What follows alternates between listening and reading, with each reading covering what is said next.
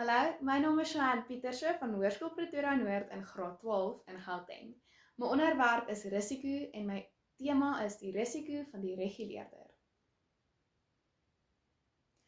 Slegs diegene wat dit waag om ver te gaan, kan moontlik uitvind hoe ver mens kan gaan. T.S. Eliot. Mark Zuckerberg het gesê, die grootste risiko is om geen risiko te neem nie.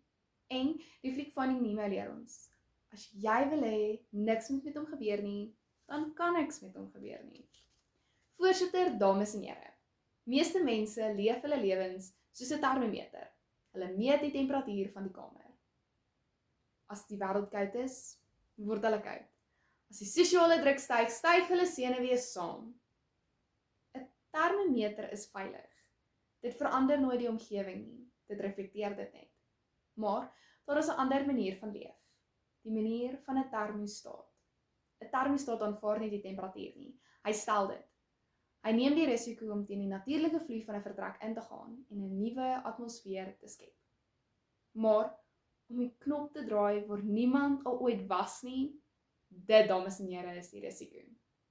Ek gaan u vandag oortuig dat risiko nie 'n donker gat is waarin ons val nie, maar die enigste manier hoe ons die klimaat van ons toekoms kan reguleer, deur te kyk na die risiko van blootstelling, die risiko van herkalibrasie en die risiko van uiterstes. Die eerste grade is die risiko van blootstelling. 'n Termostaat moet ons buite die muur sit om te kan werk. Hy kan nie agter 'n gordyn wegkruip nie. In ons lewens is die grootste risiko dikwels blootstelling. Brené Brown sê in haar boek Daring Greatly dat kwesbaarheid nie swakheid is nie, maar die mees akkurate maatstaf van moed. Ons is bang om ons hand op te steek, bang om die eerste een te wees wat sê, ek het jou lief, of ek weet nie. Ons kies die veiligheid van die skare, die termometer lewe, waar ons net kan insmelt. Jennifer Lawrence se karakter Katniss in The Hunger Games herinner ons daaraan om 'n risiko te neem wanneer sy sê, I volunteer as tribute. Sy het die risiko geneem om nie vir die ander te wag nie, maar om self haar hand op te steek.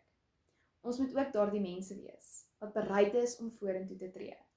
Want onthou, as jy nie bereid is om die risiko te loop om gesien te word nie, sal jy nooit die impak hê waarvoor jy gebore is nie.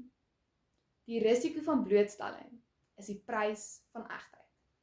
Nelson Mandela het eendag gesê, dat moed nie die afwesigheid is van vrees nie, maar die oorwinning daaroor. Om jouself bloot te stel aan nuwe dinge, sal vir jou 'n suksesvolle toekoms skep. Die tweede grade is die risiko van herkalibrasie. Soms stel ons die termostaat verkeerd. Ons mik vir 'n doelwit en ons val. In die samelewing noem dit 'n fout, maar in die wêreld van risiko is dit bloot herkalibrasie. Elon Musk het gesê, mislukkings is 'n opsie. As jy nie val nie, is jy nie besig om genoeg te innoveer nie. Die risiko is nie om 'n fout te maak nie, maar om so bang te wees vir herkalibrasie, dat jy vir 40 jaar op die verkeerde graad gestel bly. Ons hou vas aan slegte vriendskappe, verkeerde vakkeuses en negatiewe gewoontes, omdat die risiko om oor te begin soos te groot voel. Maar, soos C.S. Lewis gesê het is, jy is nooit te oud om 'n nuwe droom te droom, of om 'n nuwe doelwit te stel nie. Dink aan die legende van die Comrades Marathon, Vic Thompson, wat op die ryp ouderdom van 80 die wedloop voltooi het. Of Johannes Masella, wat op 81 die oudste man geword het om die Ultimate Human Race te voltooi. Hulle het geweier dat hulle ouderdom 'n finale lesing op die termostaat is. Hulle het hulle liggame geherkalibreer om weer op die wegspringlyn te gaan staan, deur die wêreld gesê het, dit is tyd om te sit. Die risiko om te verander is kleiner as die risiko om dieselfde te bly en spyt te wees. Die laaste draad op die termostaat is die risiko van uiterstes. Ons word geleer om die middelweg te kies. Wees gematig. Moenie te hard lag nie. Moenie te groot droom nie. Moet nie te veel waag nie. Maar 'n termostaat wat op blou warm gestel is, maak niemand warm nie en hou niks koel nie. In die boek The Art of Risk verduidelik Kayat Segal, 'n kognitiewe wetenskaplike, dat risikonemers nie roekloos is nie, maar dat hulle slegs die wêreld anders inkleer. Hulle verstaan die lewe gebeur nie in die veiligheid van die gemiddelde nie, maar in die uiterstes van passie. Ek dink aan my niggie wat by 'n graad R-grade plegtigheid met soveel opgewondenheid gesê het, sy gaan 'n veearts word. Klein kindertjies droom groot, sonder om die realiteit te verstaan of hulle self te beperk. Hulle glo eenvoudig dat alles tot die uiterstes moontlik is. As amper volwassenes kan ons so baie by hulle leer, deur weer met daardie onbevreesde passie na die wêreld te kyk. Die risiko van die ekstra myl. Om voluit te leef is 'n risiko. Vir jou hart, jou tyd en jou ego. Maar, soos die gesegde lui, die man wat niks waag nie, doen niks, het niks, is niks en word niks. Mense wat uiterstes waag, is diegene wat monumente bou, terwyl die res van ons slegs voetnotas skryf.